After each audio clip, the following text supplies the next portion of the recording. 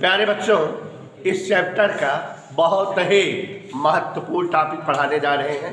हमने कल आपको एक्सप्लेन किया था कि अब डेरिवेशन से स्टार्ट होने वाले हैं, तो इसलिए डोला बेटा ध्यान से समझना। ठीक, देखो बेटा, कुछ हेडिंग आप विद्युत वाले चैप्टर में पढ़े थे कक्षा 9-10 में, उन्हें जरा उन्हें याद करो। सबसे पहले हेडिंग याद करो, विद्युत के चालक, कुचालक और अर्धचालक।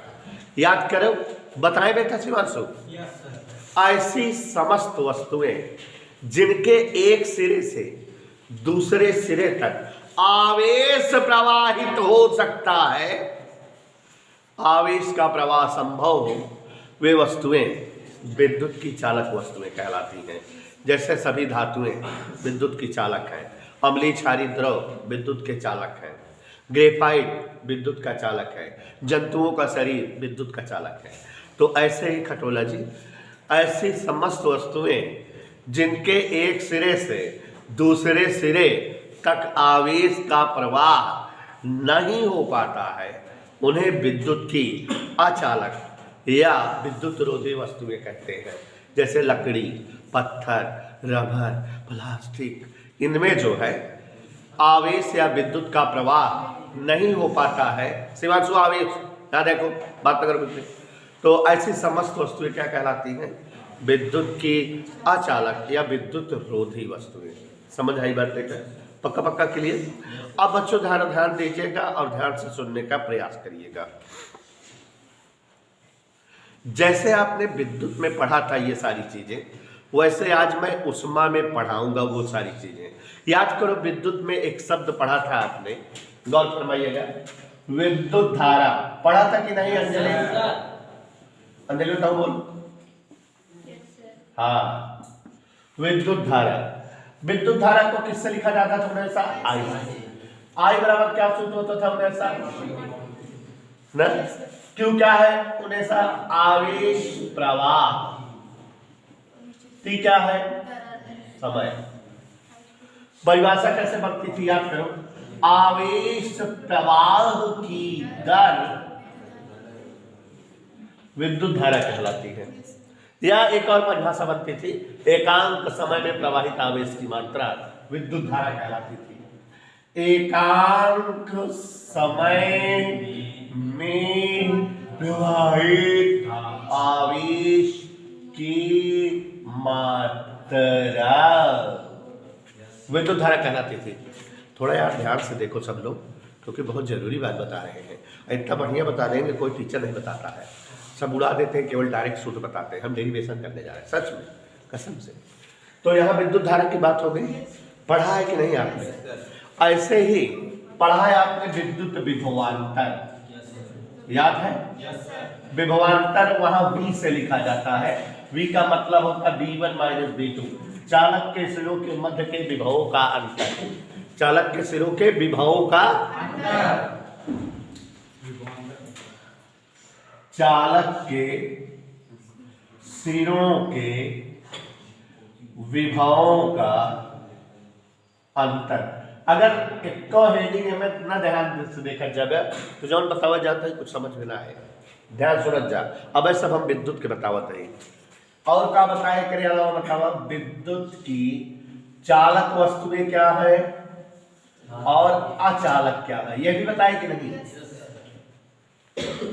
उसके बाद आपने एक बहुत मजेदार टॉपिक पढ़ा था, विद्युत प्रतिरोध। याद करो, पढ़ा था कि नहीं?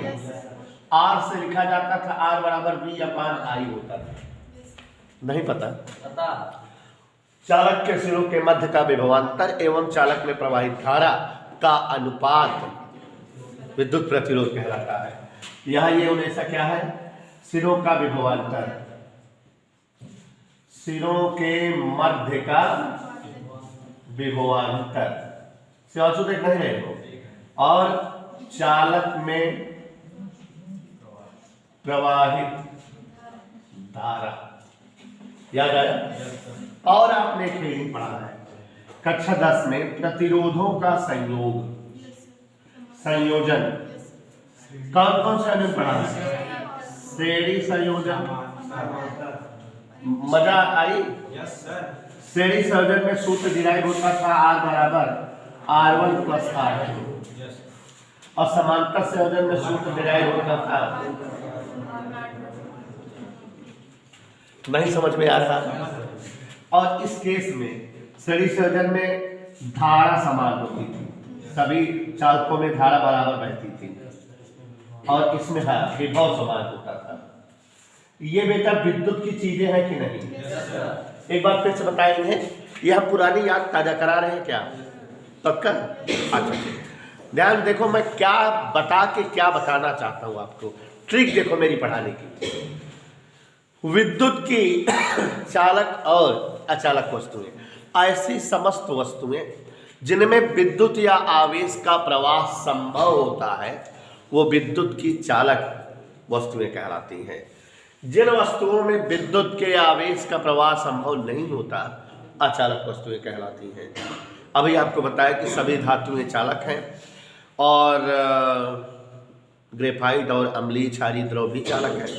फिर बताया आपको प्लास्टिक, रबर, अधातुएं, ये सब विद्युत की अचालक होती है। अब यहां पर देखो विद्युत धारा बताया, क्या बताया? तो ध्यान से देखो हिमांशु डाल, विद्युत धारा I बराबर Q, पार्टी परिभाषा क्या लिखे हैं? आवेश प्रवाह की दर विद्युत धारा कहलाती है। एकांक समय में प्रवाहित आवेश की मात्रा विद्युत धारा कहलाती है। यही तो बताए, I बराबर Q, पार्टी, दो परिभाषा बताई नहीं? मजा आई?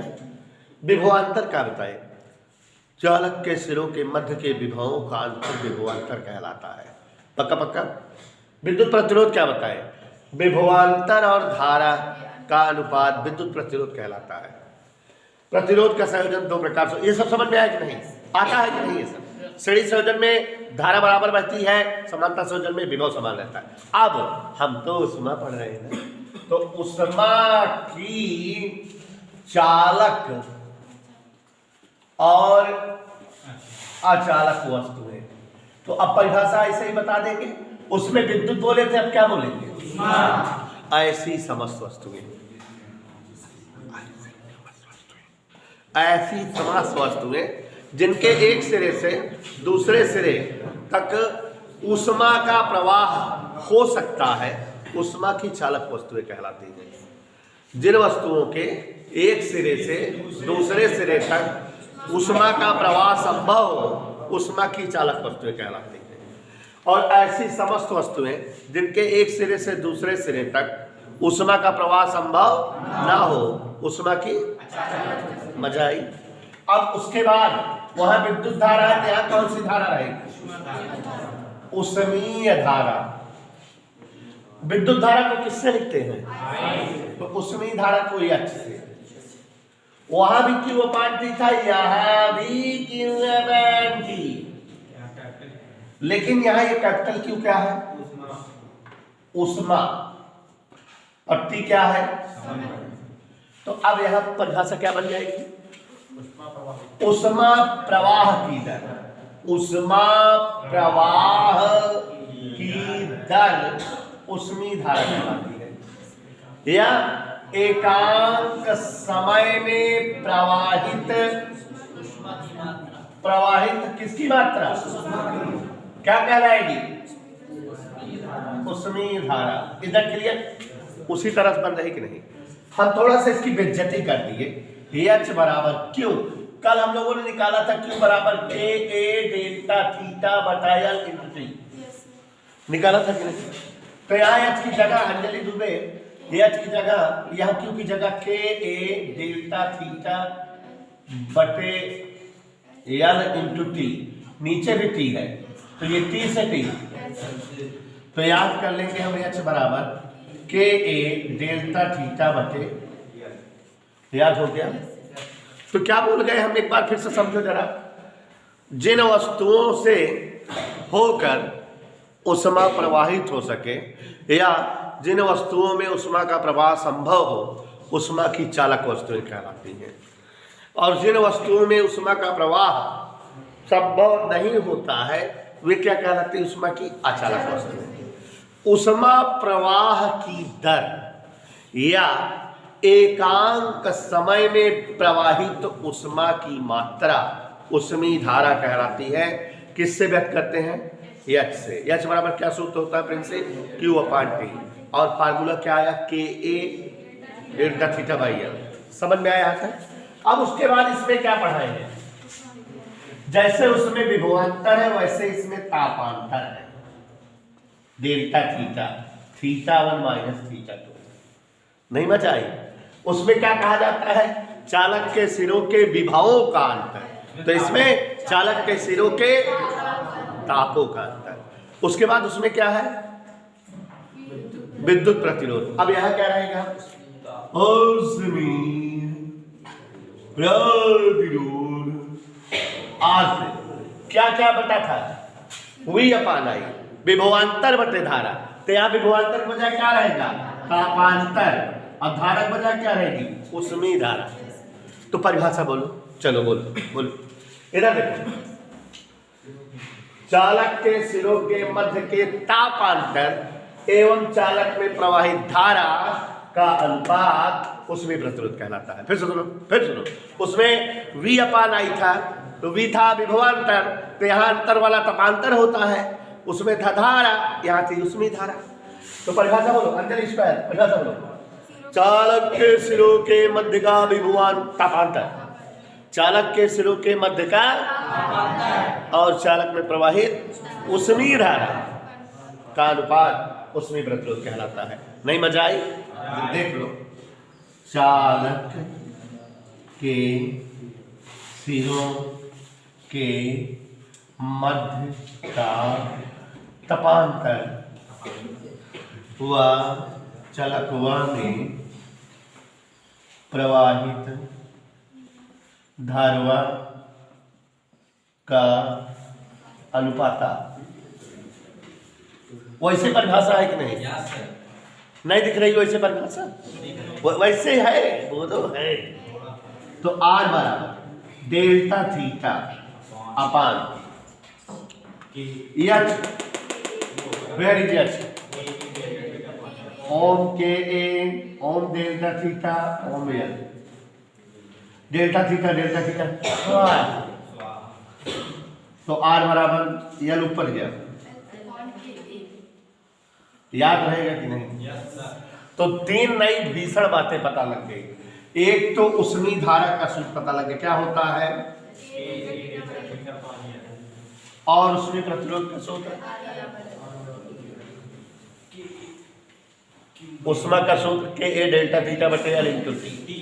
मजा आई कि नहीं? बताजा बोल दो ना, मजा आई? समझ में आया? अब बच्चों, जैसे उसमें था प्रतिरोधों का संयोजन, तो वैसे इसमें उष्मी प्रतिरोधों का संयोजन। देखो बेटा, इस स्टाइल से इस स्टाइल को बता दिए, समझ में आ गया होगा कि नहीं? जो टॉपिक आप विद्युत में पढ़े हैं वो सारे टॉपिक उष्मा में आ गए कि नहीं? अब हमको बताओ, चुप्पे से बिना देखे सब लोग बताओ, विद्युत में आवेश स्मॉल क्यू से होता है, तो उष्मा में आवेश की जगह क्या होता? कैपिटल क्यू, उष्मा की मात्रा। ठीक। विद्युत में विद्युत धारा आई होती है, तो उष्मा में उष्मी धारा एच। ठीक है। विद्युत में विभवांतर V होता है, तो उष्मा में तापांतर डेल्टा थीटा। हाँ बेटा मलिच्छिनो। और विद्युत में विद्युत प्रतिरोध R होता है, उष्मा में R होता है। जैसे विद्युत में R बराबर V अपान आई, तो उष्मा में R बराबर डेल्टा थीटा अपान एच या एल अपान के ए। जैसे चालकों का संयोजन पढ़े थे, श्रेणी संयोजन समांतर संयोजन, और उसके बाद श्रेणी संयोजन और समांतर संयोजन जब किया जाता था आगुनेसा, तो पता लगाया जाता था कि उसमें प्रतिरोध तुल्य कितना है। तुल्य विद्युत प्रतिरोध और जो है निकालते थे टोटल प्रतिरोध और श्रेणी में और समांतर में। लेकिन श्रेणी संयोजन के दौरान आप देखे हैं कि यहाँ धारा बराबर बहती है और समांतर संयोजन में, तो वैसे ही आज हम आपको चालकों का संयोजन करेंगे और चालकों का श्रेणी संयोजन करेंगे और चालकों का समांतर संयोजन।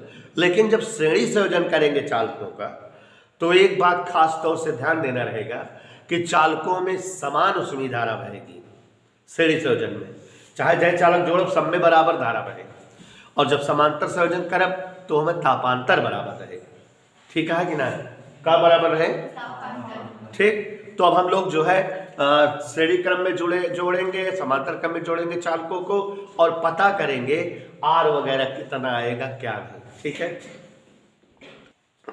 मुझे भी अच्छा से समझा के पढ़ाते हैं, और डीप पे पढ़ाते, कोई टॉपिक एवॉइड नहीं करते बेटा। आप लोग देखो alpha beta gamma relation derivation करके दिखाए थे, जबकि सब केवल डायरेक्ट लिख देते हैं, बीटा बराबर 2 अल्फा गामा 3 अल्फा। अभी भी जो सूत्र बताने जा रहे हैं इसको डायरेक्ट लिखते हैं लोग, मैं सिद्ध करके दिखा रहा हूँ। ठीक है, सीख लो, आप भी मानो कभी पढ़ाना पड़े किसी बच्चे को, पढ़ा लोगे और लॉजिक समझ में आ जाता है अगर चीज़ें सिद्ध हो जाती हैं। तो ध्यान दीजिएगा बेटा, हम लोगों ने जैसे विद्युत धारा था उसमें धारा पढ़ा, जैसे विद्युत विभवांतर था उसमें तापांतर पढ़ा, जैसे विद्युत प्रतिरोध था वैसे उसमें प्रतिरोध। तो अब आप समझ रहे हो कि जैसे चालकों का श्रेणी संयोजन और चालकों का समांतर संयोजन आप 10th में पढ़ते थे तो तुल्य प्रतिरोध निकालते थे, श्रेणी क्रम में अलग, समांतर क्रम में, बल्कि हमने विद्युत के भी सारे सूत्र भी लिख दिया था। तो वैसे बेटा इसमें भी चालकों को श्रेणी क्रम में या समांतर क्रम में जोड़ करके तुल्य उष्मीय प्रतिरोध, तुल्य उष्मा चालकता गुणांक, तुल्य उभयनिष्ठ विभव और तापांतर, सारी चीजें निकालना रहेगा। समांतर संयोजन सरल है, श्रेणी संयोजन कठिन है। तो देखो जरा, उष्मा के चालक छड़ों का श्रेणी संयोजन, उन्हें सब बेटा चालक छड़ों का श्रेणी संयोजन किया जाता है। तो इसी एक हेडिंग में 3 हेडिंग निकलवा रहा हूं। क्या हेडिंग बेटा? 3। ध्यान समझिएगा, एक यहां मतलब 3 चीजें पूछा जाता है। जैसे आप प्रक्षेप गति पढ़े थे तो प्रक्षेप पथ, महत्तम ऊंचाई, उड्डयन काल, 3-4 चीजें डिराइव किया जाता था ना। तो मैं एक ही डेरिवेशन में तीनों 4 चीजें डिराइव कर दे रहा हूं, लेकिन एग्जाम में आपसे जो कहे केवल वही करना रहेगा। ठीक है, एक ही करना रहेगा। तो मैं दिखा रहा हूं, देखो जरा, उष्मा के चालक छड़ों का श्रेणी संयोजन। तो कई छड़ हैं और उनको आपस में किस में जोड़ना है? श्रेणी क्रम में। तो एक बात और पहले समझ लो, आप जैसे विद्युत वाले पढ़े थे कि श्रेणी संयोजन में क्या बराबर बहती है सब में, तो यहां जब जो है उष्मा के चालक छड़ है तो इनमें क्या बराबर बहेगी? उष्मीय धारा, माने सभी चालकों में बराबर धारा बहेगी। तो इसका मतलब सभी चालक बराबर क्षेत्रफल के होंगे, ऐसे इनके मुख जो है बराबर बने रहेंगे। लंबाई अलग अलग हो सकेगी, छोटा बड़ा हो सकते हैं, लेकिन इनमें जो है सब में बराबर धारा बहे, इसके लिए इनका क्षेत्रफल क्या रखेंगे? समान। तो समान क्षेत्रफल व अलग अलग लंबाई वाले जिनके सिरों के ताप भी अलग अलग हो, क्योंकि अगर सिरों के ताप अलग नहीं होंगे तो धारा प्रवाह नहीं होगा। धारा तभी बहती है जब उच्च ताप से निम्न ताप में संपर्क हो। तो हम कई चालक ले लें और उन्हें आपस में क्या करें? किस क्रम में जोड़ दें? श्रेणी क्रम में कैसे जोड़ा जाता है? अभी देखो, अगर ये 2 चालक हैं, इनको श्रेणी क्रम में जोड़ना हो तो पहले चालक छड़ का दूसरा सिरा दूसरे चालक छड़ के पहले सिरे से, और दूसरे चालक छड़ का दूसरा सिरा तीसरे चालक छड़ के पहले सिरे से। इस तरह का कॉम्बिनेशन अगर हो, ऐसे अगर कहीं जोड़ा जाता है तो चालकों का ये श्रेणी संयोजन कहलाता है। और चित्र में बना रहा हूं आपके सामने, अब चित्र की लॉजिक दिमाग में फिर से फीड कर लीजिए। कई चालक बनाऊंगा, लेकिन कैसे बनाऊंगा? उनकी लंबाइयां अलग अलग होंगी लेकिन क्षेत्रफल और सिरों के ताप अलग अलग होंगे, याद रहेगा। और जैसे मैं चित्र बना रहा हूं, चित्र मुझे बनाते देखो तभी बना पाओगे, नहीं चित्र नहीं बना पाओगे। मैं बड़ा सरल तरीके से चित्र बनाऊंगा। बोले ऐसा देखो, कोई एक चालक छड़ है, मुनेसा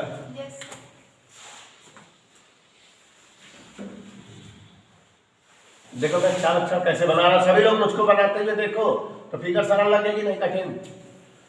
देखिए एक बड़ा सा आयत बनाए बेटा, इसके बीचों बीच में चले जाओ। देखो मैं चालक छड़ बनाने का तरीका बता रहा हूँ।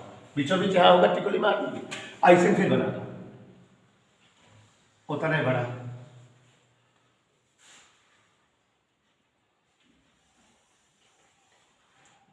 उन्हें सा दिख नहीं रहा बेटा? देखो कितना सरल तरीके से बना रहे हैं बेटा, कंफ्यूज मत हो ना। जो है काजल, क्या नाम है, सोनू, देखो इसके बीचों बीच बना दिए कि नहीं। अब कार्नर मिला दो,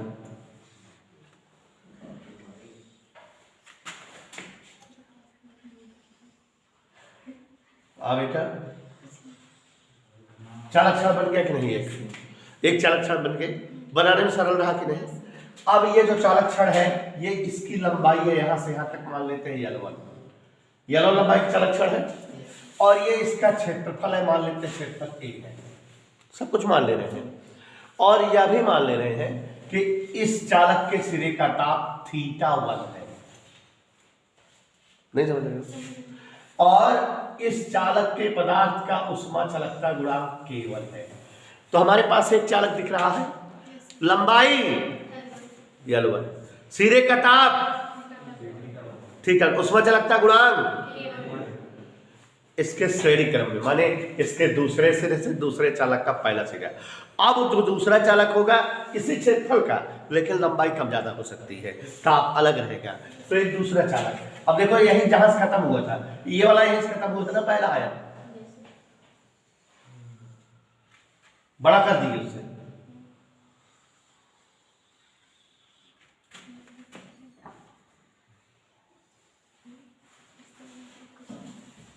एनी डाउट? देखो दूसरा चालक बनाए, बीचों बीच यही है, उतने बड़ा,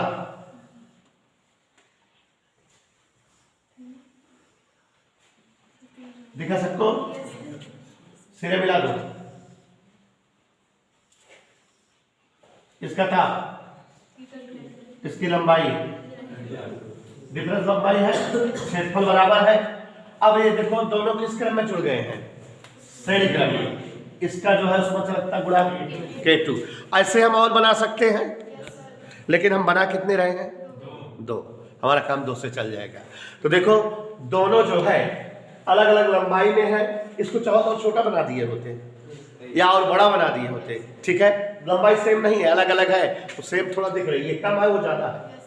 तो देखो कितना बढ़िया चित्र बन गया। अभी आप बनाते तो ऐसे नहीं बनता। अब समझ गए ट्रिक क्या बना?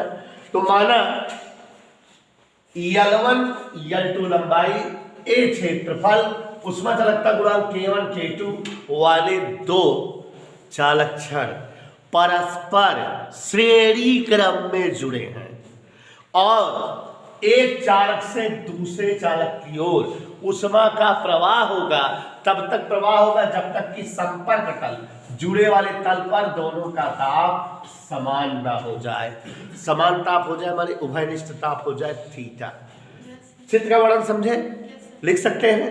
अब देखो पहले चालक क्षण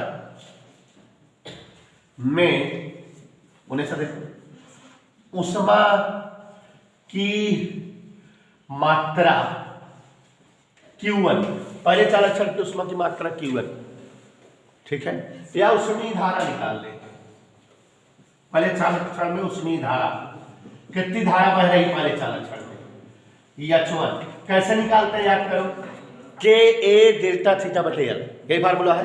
तो K की बजाय A डेल्टा थीटा बजाय तापांतर, तो इस पहले वाले चालक क्षण के सिरे का ताप θ1 और थीटा है, तापांतर, लंबाई, ठीक। दूसरे चालक क्षण में उष्मीय धारा H2 K2A, एक तापांतर का हुए थीटा माइनस चालक क्षणों किस संयोजन में है? चालक क्षणों के श्रेणी संयोजन में। जब चालक क्षण श्रेणी संयोजन में होती हैं तो क्या बराबर होती है? धारा बराबर होती है, हा? देखो में AH1 AH2 और AH बराबर होती है, माने शामिला संयुक्त धारा। यहां इसका मान रख दे, मान रखते हैं AH1 की जगह K1A θ1 माइनस थीटा अपान, अच्छा थोड़ा ध्यान से देखो, H2 की जगह K2A थीटा माइनस θ2 अपान L2।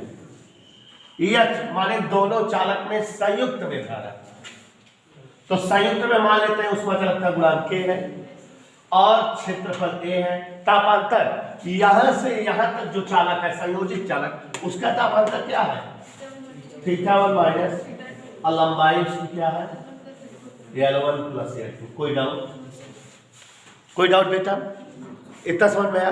अब बेटा रामलाल बराबर श्यामलाल बराबर चोखेलाल, तीन जने यहाँ बराबर बराबर, तो या तो ये बराबर हुई है, या तो ये बराबर हुई है, या तो ये बराबर हुई है। तो हम पहले एक कदम ले लेंगे। यदि ये बराबर ये तीन चीज बराबर है तो है ना, यदि पहला और ये बराबर हो, केवल एक थीटा माइनस थीटा 2 बटे L1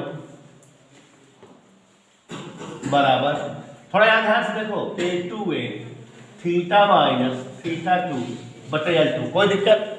शिवांशु यहाँ मत देखो, A से A, ध्यान से देखो, तिरछा गुणा कर दे रहे हैं, 3 और 3। कोई डाउट? इसका गुणा इसमें K1 L2, थोड़ा मजेदार है, देख रहे हैं तो गड़बड़ा जाएगा। इसका गुणा इसमें K2 L1 थीटा माइनस, उन्हें से कोई दिक्कत बेटा? ब्रेकेट तोड़ दे,